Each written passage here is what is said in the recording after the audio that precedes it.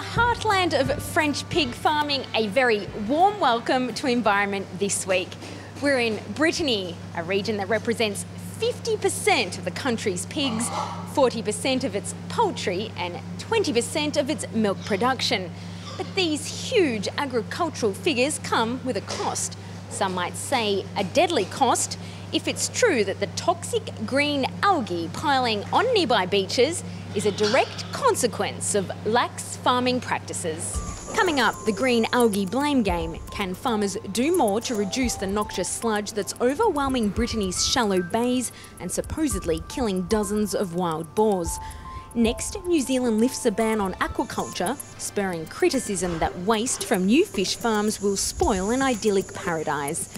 And finally, reversing the effects of blast fishing, we head to Indonesia, where locals have built artificial coral reefs to preserve their precious marine life.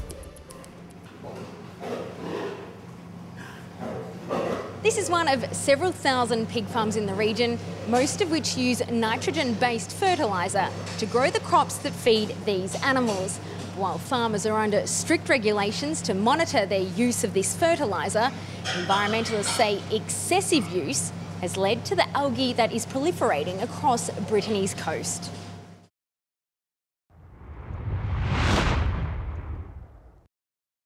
At any one time, Guy Cobal raises around 350 pigs. He feeds them, fattens them and collects their waste in this concrete tank. Tons of manure fertiliser stored in the open air. It's certainly natural, but also contains high levels of nitrogen, meaning its use must be regulated. We're limited to 140 units of nitrogen per hectare. You're entitled to 100 units of organic nitrogen, which is the nitrogen in animals, and 40 units of mineral nitrogen. 30 years ago, when Guy Cobal took over the property, he used all sorts of fertilisers without restraint.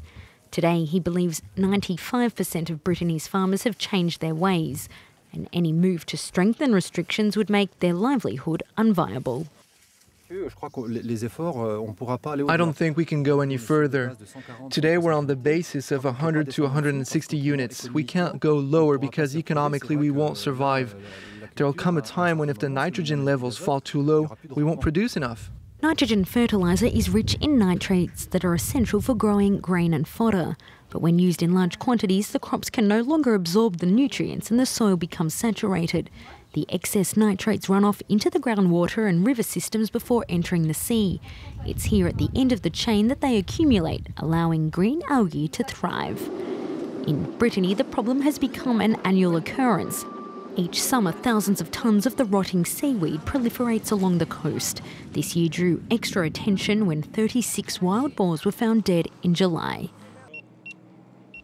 It appears that the hydrogen sulfide produced by the decomposition of these green algae buried in the mud is behind these deaths. Since the incident at Morieux, the beach has been closed to the public. It's been a rallying point for environmentalists like Dominique, who is pushing for a radical overhaul of farming practices. One of the problems in Brittany is that there's too much livestock within a small area. It's more than the ground can handle. So what we'd like is for farmers to earn a better living than they do right now. Perhaps they could create a special certification for products which would allow them to charge more and thereby reduce the concentration of farming in the region. Farmers versus ecologists, the battle is not new, but opinions are still divided 40 years after Brittany first began its crusade against the toxic green tides.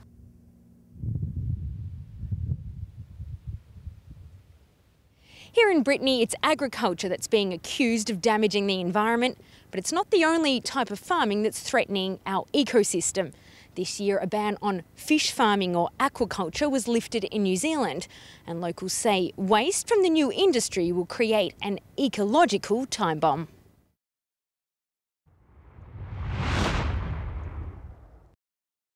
Every year, thousands of people flock to New Zealand to marvel at the country's rugged coastlines, beautiful scenery and rich sea life. But now some tour guides fear a change in the law could ruin all that. Peter Beach operates a boat tour around the Marlborough Sounds in the South Island. He believes the government's decision to expand aquaculture in the area will destroy the ecosystem. It has the potential to turn our beautiful sounds into one great big fish farming area. Under changes to the law, preference will be given to farm an area if it's proven suitable. The government sees aquaculture as a key part of its economic growth and has set a target for the industry to earn $1 billion a year by 2025, triple the current amount. But ecologists say while marine farms alleviate pressure on wild fish stocks, they also pollute the ocean and can often spread diseases. Fish farming companies have already started expansion plans but have sought to reassure opponents that aquaculture can be environmentally developed. What we want to do is make sure there's sustainable growth. There's recently been a study completed in the Marlborough Sounds to look at what the carrying capacity is, how many fish farms can it sustainably support. But there's also fears that if aquaculture is stepped up in the area, it will attract foreign companies, which may be less scrupulous about protecting the environment. And locals worry that their concerns won't be heard as the government pushes ahead with its national drive to expand the industry.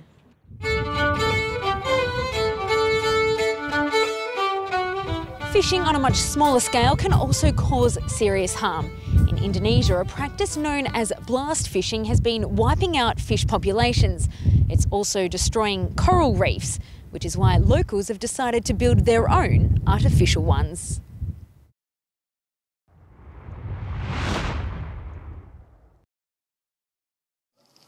These waters off northeastern Indonesia are a paradise for divers and deep-sea enthusiasts, but their most vital asset, coral, has fallen prey to unsustainable practices.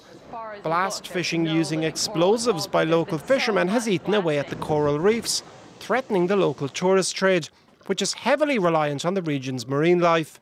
Now a group of conservationists has teamed up with villagers to replace the corals using man-made concrete reefs.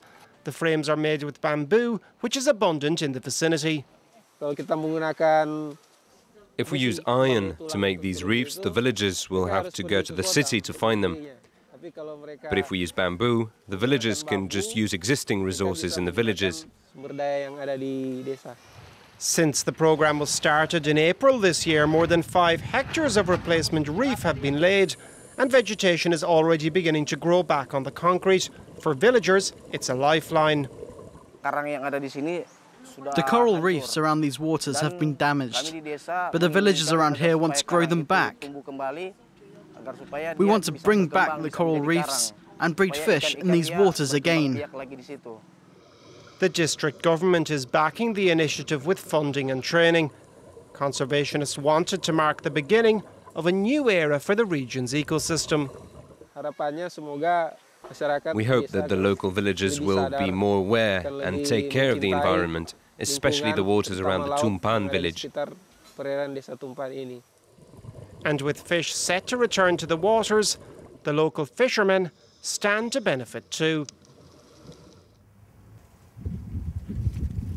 That brings us to the end of Environment this week. It's time to leave Brittany, the agricultural powerhouse, and we look forward to seeing you here on France 24 next week.